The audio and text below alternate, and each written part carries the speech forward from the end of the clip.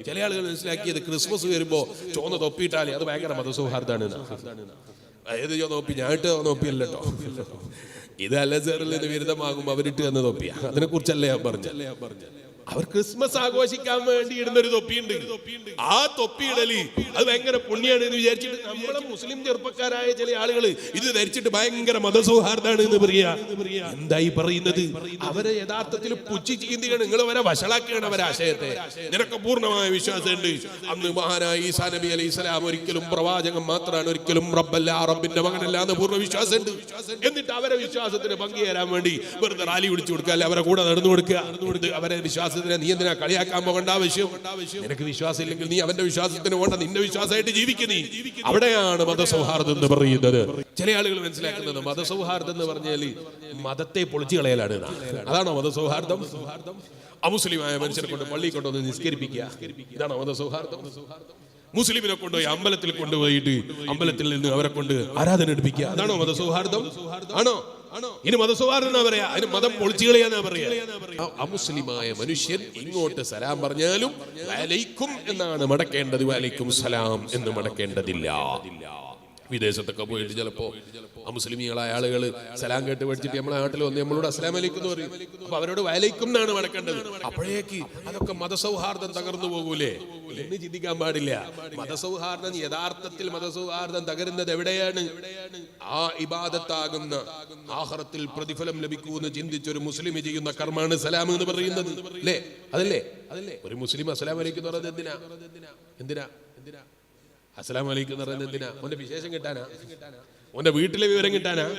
ആണോ അസ്സലാമു അലൈക്കും എന്ന് പറയുന്നതിനാണോ? അല്ല, അതൊരു ഇബാദത്താണ്, അത് പ്രതിഫലാർഹമായ ഒരു കർമ്മമാണ് എന്നതിലൊക്കെ അസ്സലാമു അലൈക്കും എന്ന് പറയുന്നത്. അങ്ങനെ അസ്സലാമു അലൈക്കും എന്ന് പറയുമ്പോ അത് ഒരു മുഅ്മിനായ മനുഷ്യനെ സംബന്ധിച്ചിടത്തോളം അവന്റെ ആരാധനയാണ്. അറിയാതെ ആ മുസ്ലിമുകളെ കൊണ്ട് എങ്ങനെങ്കിലും ഒരു ഇബാദത്ത് എടുപ്പിക്കുക, ഒരു ആരാധന എടുപ്പിക്കുക, അങ്ങനെയൊന്നും ഇസ്ലാമിൽ ഇല്ലട്ടോ. എങ്ങനെയെങ്കിലും അവനെ കൊണ്ട് ഒരു സലാമെങ്കിലും അങ്ങ് പറയിപ്പിക്കണം. മുസ്ലിം ഒന്നും ആക്കാൻ പറ്റിയില്ലെങ്കിലും ഒരു സലാമെങ്കിലും അങ്ങ് പറയിപ്പിക്കുക, അങ്ങനെ ഇസ്ലാമിൽ ഇല്ല. അങ്ങനെ ഇസ്ലാം പഠിപ്പിച്ചിട്ടില്ല.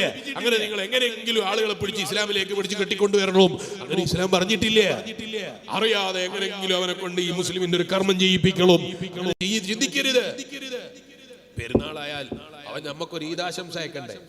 അതിനു വേണ്ടി നേരത്തെ നമ്മൾ അവന്റെ ആഘോഷത്തിൽ പങ്കുചേരുക, അങ്ങനെ ഇസ്ലാം പറഞ്ഞിട്ടില്ല. അവരെ കൊണ്ട് എങ്ങനെയെങ്കിലും പെരുന്നാൾ ആഘോഷിപ്പിക്കണം, അങ്ങനെ ഇസ്ലാം പറഞ്ഞു? അങ്ങനെ ഇസ്ലാമിലില്ല. എന്ന് മാത്രമല്ല, മറ്റുള്ളവൻ ആരാധന എടുക്കുന്ന ഇടങ്ങളിൽ പോയി അവനെ ശല്യം ചെയ്യാൻ പാടില്ല. വളരെ തെറ്റായ ഒരു കാര്യമാണ്. ഞാൻ പലയിടത്തിലും പറഞ്ഞതായതുകൊണ്ട് ഞാൻ ഇപ്പൊ അതിലേക്ക് വിശദമായി കടക്കുന്നില്ല. ചില ആളുകൾ മനസ്സിലാക്കുന്നത് മതസൗഹാർദ്ദം എന്ന് പറഞ്ഞാൽ മതത്തെ പൊളിച്ചു കളയലാണ്. അതാണോ മതസൗഹാർദ്ദം? അമുസ്ലിമായ മനുഷ്യരെ കൊണ്ട് പള്ളി കൊണ്ടുവന്ന് നിസ്കരിപ്പിക്കുക, ഇതാണോ മതസൗഹാർദ്ദം? മുസ്ലിമിനെ കൊണ്ടുപോയി അമ്പലത്തിൽ കൊണ്ടുപോയിട്ട് അമ്പലത്തിൽ നിന്ന് അവരെ കൊണ്ട് ആരാധന എടുപ്പിക്കുക, അതാണോ മതസൗഹാർദ്ദം? ആണോ? ഇനി മതസൗഹാർദ്ദം എന്നാ പറയാ? അതിന് മതം പൊളിച്ചു കളയാന്നാ പറയാ. കുറ്റിയാടി സിറാജുൽ ഹുദയിലേക്ക് വന്ന ഒരു മറ്റും അമ്പല കമ്മിറ്റിക്കാരുമായി ഒരിക്കലും ഞാൻ സംസാരിച്ചപ്പോ അവരുമായി ബന്ധപ്പെട്ട ഒരു പേപ്പർ വർക്കിന് ഞാൻ അവരോട് പറഞ്ഞു ഞാൻ ഒരാളയക്കാന്ന്. അപ്പൊ ഉടനെ ഈ കമ്മിറ്റിക്കാർ പറയാണ് അമ്പലത്തിലേക്ക് അയക്കരുതേ. ഞാൻ പറഞ്ഞു അമ്പലത്തിലേക്ക് അയക്കാൻ ഞാൻ വിചാരിച്ചിട്ടില്ല. ഇവർ ഉടനെ മറുപടി അറിയണം, അമ്പലത്തിലേക്ക് അയക്കരുതേ. അപ്പൊ പഠിക്കാൻ വേണ്ടി ചോദിക്കാണ്. ഞാൻ എന്തായാലും അയക്കൂല എന്ന് പറഞ്ഞപ്പോ ഇയാള് പറഞ്ഞു അമ്പലത്തിലേക്ക് അസമയത്ത് അയച്ചാൽ അശുദ്ധിയായി പോകും. മുസ്ലിമീങ്ങൾ അസമയത്ത് അമ്പലത്തിൽ വന്ന അമ്പലം അശുദ്ധിയായി പോകും. പിന്നെ ഞങ്ങൾ ഒരുപാട് പണിയെടുക്കേണ്ടി വരും, അവിടെ അയക്കാൻ പാടില്ല. കേട്ടിട്ടുണ്ടോ എന്ന് എനിക്കറിയില്ല. ഞാൻ കേട്ടൊരു അനുഭവമാണ്. അങ്ങനെ ഉണ്ടോ? അങ്ങനെ ഉണ്ട് എന്നാണ് ഞാൻ അയാൾ ഇന്ന് കേട്ടതാണ്. ഉണ്ടതാണോ ഇല്ലാത്തതാണോ എന്ന് എനിക്കറിയില്ല. അമ്പലത്തിലേക്ക് അസമയത്ത് മുസ്ലിമീങ്ങളൊന്ന് അശുദ്ധിയായി പോകും. ഞാൻ അയാളോട് എന്നാ പിന്നെ ഒന്ന് അശുദ്ധിയായിട്ട് കാണാം എന്ന് ഞാൻ പറയാൻ പാടില്ലോ. പറയാൻ പാടില്ല എന്ന് മാത്രമല്ല അയാൾ പറഞ്ഞിട്ടില്ല കേട്ടോ. അവിടെ പിന്നെ അവർക്ക് അവരുടേതായ വിശ്വാസമുണ്ട്. ആ വിശ്വാസത്തിൽ കടന്നു കയറാൻ പാടില്ല നമ്മള്. അവരെ വിശ്വാസം അതെങ്ങനെയാണ് നമ്മളാ തീരുമാനിക്കേണ്ടത്?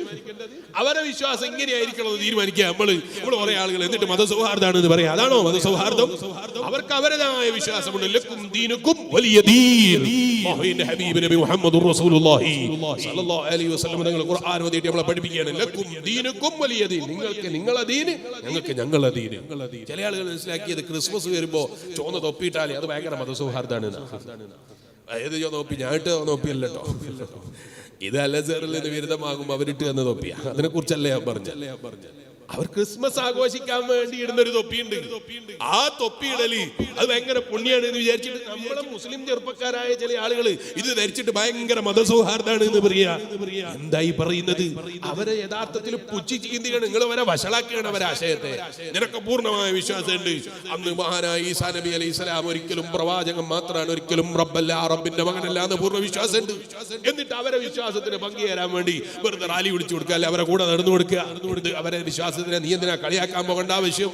നിനക്ക് വിശ്വാസം ഇല്ലെങ്കിൽ നീ അവന്റെ വിശ്വാസത്തിന് വേണ്ട, നിന്റെ വിശ്വാസമായിട്ട് ജീവിക്കുന്നീ. അവിടെയാണ് മതസൗഹാർദ്ദം എന്ന് പറയുന്നത്. എനിക്ക് ഓർമ്മ വന്നപ്പോൾ പറഞ്ഞു എന്ന് മാത്രം ഞാൻ ഇപ്പൊ ഇതിലേക്ക് വിശദമായി കിടക്കുന്നില്ല. അപ്പൊ ഞാൻ പറഞ്ഞു വന്നത് മുസ്ലിം അമുസ്ലിമിനോട് സലാം പറയാൻ പാടില്ല.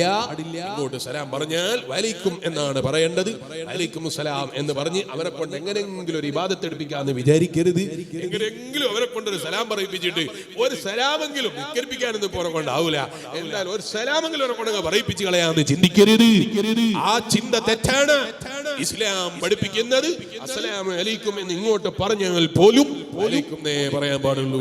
ചില ആളുകളുടെ സ്വലാത്തിന്റെ പേരിൽ ഭയങ്കര ജോറാക്കുന്ന പെണ്ണുങ്ങളെയും കൂട്ടിയിട്ട് സ്വലാത്താക്കുന്ന ചില ആളുകൾ വാട്സപ്പിൽ ഗ്രൂപ്പ് ഉണ്ടാക്കിയിട്ട് അന്യ പെണ്ണിനോട് സ്വലാത്ത് എല്ലാം പറഞ്ഞിട്ട് വല്ലാതെ പ്രോത്സാഹനം കൊടുക്കാൻ ആവേശം കിട്ടുന്ന ചില സ്വഭാവക്കാരുണ്ട്. എന്റെ ഉമ്മമാരെ, അന്യ പുരുഷനുമായി ഉറക കലർന്നിട്ടുള്ളൊരു സ്വഭാവം ഉണ്ടല്ലോ, അരുത് കേട്ടോ. ഞാനുമായി വളരെ ബന്ധമുള്ള ഒരാൾ എന്നോട് ചോദിച്ചു, സ്ത്രീകളെയും പുരുഷന്മാരെയും കൂട്ടിയിട്ട് ഒരു വാട്സപ്പ് ഗ്രൂപ്പ് ഉണ്ടാകട്ടെ. ഞാൻ ചോദിച്ചാൽ എന്തിനാണ്? അത് നിങ്ങളെ വയല് മാത്രം ആളുകൾക്ക് അയച്ചു കൊടുക്കാനാണ്.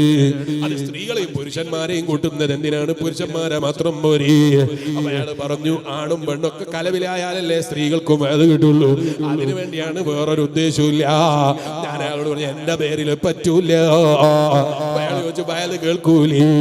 വയല് തൽക്കാലം കേട്ടില്ലെങ്കിലും സാരമില്ല, അങ്ങനെ ഒരു സംഗതിക്ക് അനുമതി തരാൻ നിർവാഹമില്ല. വയല് കേൾക്കണമെന്ന് ആഗ്രഹിക്കുന്നവർക്ക് യൂട്യൂബുകൾ ലഭ്യമാണ്, ലിങ്കുകൾ ലഭ്യമാണ്. അവിടെയൊക്കെ വഴിപ്പെടാനും ബന്ധപ്പെടാനും അവസരങ്ങളുണ്ട്, കേൾക്കാൻ അവസരങ്ങളുണ്ട്. എന്തിനാ ഉമ്മമാരി അന്യപുരുഷനുമായി ബന്ധപ്പെട്ടുള്ളൊരു സലാത്ത്, അന്യപുരുഷനുമായി ബന്ധപ്പെട്ടുള്ളൊരു സലാത്ത് പങ്കെടുക്കേണ്ടതില്ല. അങ്ങനെ തുടങ്ങിയവരൊക്കെ നീയത്ത് മോശാണ് എന്നാണോ ഞാൻ പറഞ്ഞത്? അല്ല, തുടങ്ങിയവരെ നീയത്ത് വളരെ പ്യുവറാണ്, ചിലപ്പം വളരെ നല്ല നീയത്താണ്. അവരൊക്കെ സ്വലാത്ത് ചെല്ലട്ടെ എന്ന് ചിന്തിച്ചിട്ടാണ് അവർ ചോദിക്കുന്നത്, ചെയ്യുന്നത്. ഒരു കാര്യം പറയട്ടെ, ഇബ്ലീസ് കടന്നു വരുന്നത് എവിടെയാണെന്നറിയില്ല. ചിലപ്പോ എത്ര സ്വലാത്ത് ചൊല്ലി എന്ന് ചോദിക്കുമ്പോ 1,00,000 സ്വലാത്ത് എന്നാ പറഞ്ഞത്. അപ്പോഴാണ് സ്വലാത്ത് ചൊല്ലിയ ഉമ്മാക്കൊരു ദുആ. ഇങ്ങനെ ഇത്ര ചെറിയ സമയം കൊണ്ട് 1,00,000 സ്വലാത്ത് ചൊല്ലിയ ഉമ്മയാണല്ലോ, പെങ്ങളാണല്ലോ. ആ പെങ്ങൾക്ക് റബ്ബ് ബറക്കത്ത് ചെയ്യട്ടെ. അപ്പോഴാ പെങ്ങൾക്ക് തോന്നിയത് ഉസ്താദിനോട് ആമീൻ എന്ന് പറയുമ്പോ പ്രൈവറ്റ് ആയിട്ട് ഒരു മെസ്സേജ് അങ്ങ് അയക്കാം. ഒന്നും ഉദ്ദേശിച്ചിട്ടൊന്നുമില്ല, എല്ലാരും ഇടയിൽ ഇങ്ങനെ കുറെ സംസാരിക്കണ്ട, നമ്മൾ മാത്രമായ കുഴപ്പമൊന്നുമില്ലല്ലോ, ആമീന്ന് മാത്രം അങ്ങ് അയക്കാം. അപ്പോഴാ പെണ്ണിന് തോന്നി ഇതൊരു ശുക്രൻ എന്ന് പറയാം. അപ്പൊ മൊയ്ലിയാർക്ക് തോന്നി ഒരു വെൽക്കം എന്ന് പറയാം. എന്തിനാണ് നീ ഇങ്ങനെയുള്ള വഴികൾ തുറക്കേണ്ട ആവശ്യം? ഇബ്ലീസ് എതിലെയാ കടന്നു വരുന്നത് എന്നറിയില്ലല്ലോ. സ്വലാത്ത് ചൊല്ലണം, സ്വലാത്തുകൾ ചൊല്ലാനുള്ള കൂട്ടായ്മകൾ വേണം.